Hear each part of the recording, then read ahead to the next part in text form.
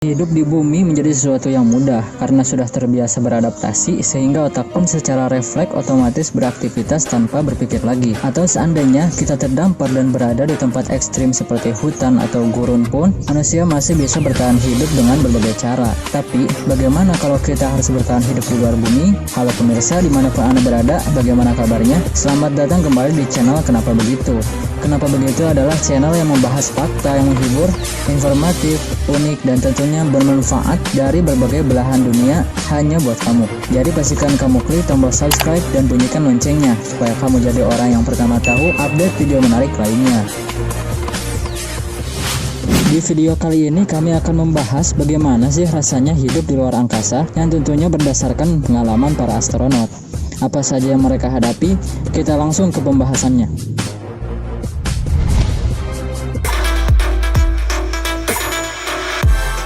1. Mengalami 16 kali matahari terbit.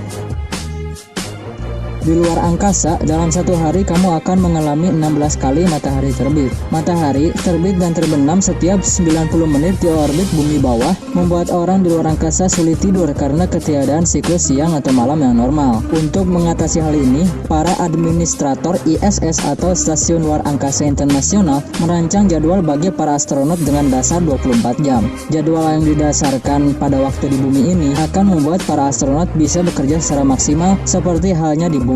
Jam yang digunakan di ISS disetel menurut Greenwich Mean Time atau GMT, yaitu patokan waktu yang secara umum digunakan seluruh masyarakat di dunia. Untuk membuat para astronot tetap bisa mengikuti jadwal, Mission Control atau pengendali misi mengirimkan panggilan bangun tidur ke stasiun luar angkasa. Selain itu, Mission Control juga bisa memainkan musik baik yang diminta oleh astronot atau oleh anggota keluarga astronot. Cukup merepotkan juga ya. Orang-orang insomnia sepertinya akan cocok kalau harus pergi ke luar angkasa.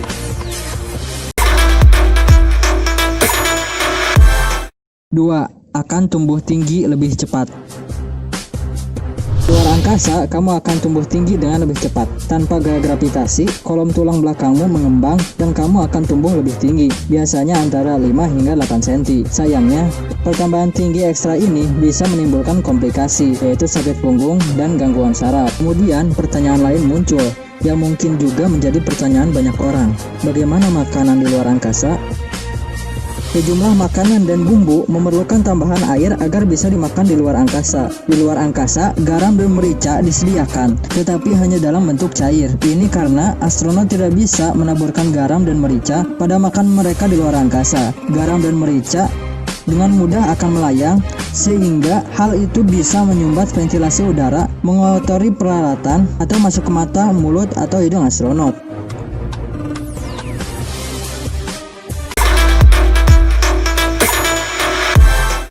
3. Jangka waktu di luar angkasa. Suatu negara yang mengadakan program pemberangkatan ke luar angkasa pasti ada suatu proyek misi yang ditugaskan kepada astronot untuk diselesaikan, sehingga ketika misinya telah selesai atau telah mendapat perintah untuk kembali, maka sang astronot akan pulang ke bumi. Adapun waktu terlama manusia tinggal di luar angkasa adalah 438 hari. Rekor untuk misi luar angkasa terlama dipegang oleh kosmonot Rusia Valery Polyakov yang menyelesaikan tugasnya selama 438 hari di Stasiun Luar Angkasa Mir di tahun 1995. Selanjutnya, suatu pertanyaan kemudian muncul. 4. Apakah orang-orang yang menjalankan misi luar angkasa tersebut semuanya pulang pergi dengan selamat?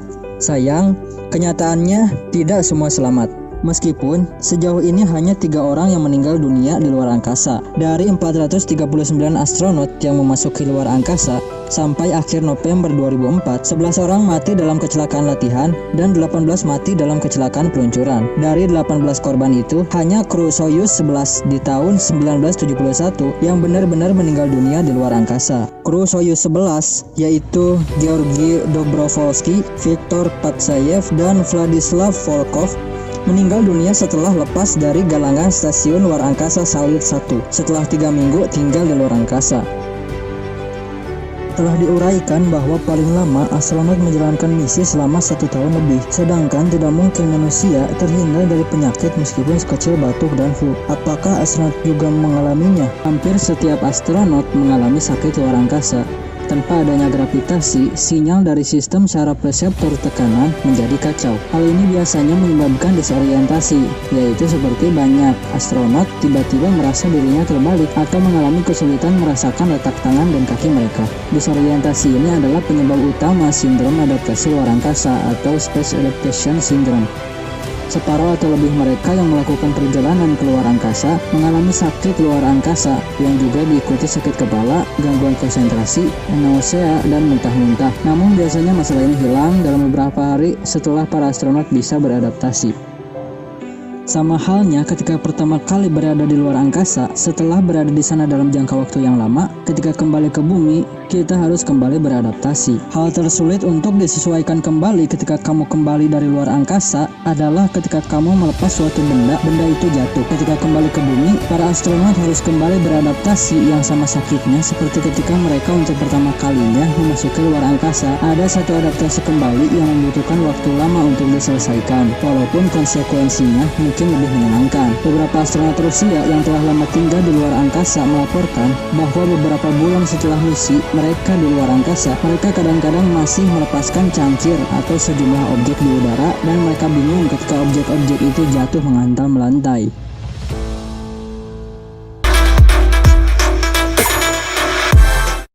6. Bagaimana mereka mandi? Dalam upaya menjaga kebersihan tubuh, maka manusia mewajibkan dirinya untuk mandi. Bagaimana dengan di luar angkasa? Saat berada di luar angkasa, kamu mungkin harus mandi spons untuk menjaga kebersihan dirimu. Ketika stasiun luar angkasa seperti Skylab dan Mir dilengkapi dengan shower, kebanyakan astronot mandi spons dengan menggunakan kain lap atau tisu basah. Ini akan mengurangi jumlah air yang digunakan. Setiap astronot juga mempunyai alat kebersihan pribadi seperti sikat gigi, pasta gigi, sampo, pisau cukur, dan alat-alat kebersihan dasar lainnya.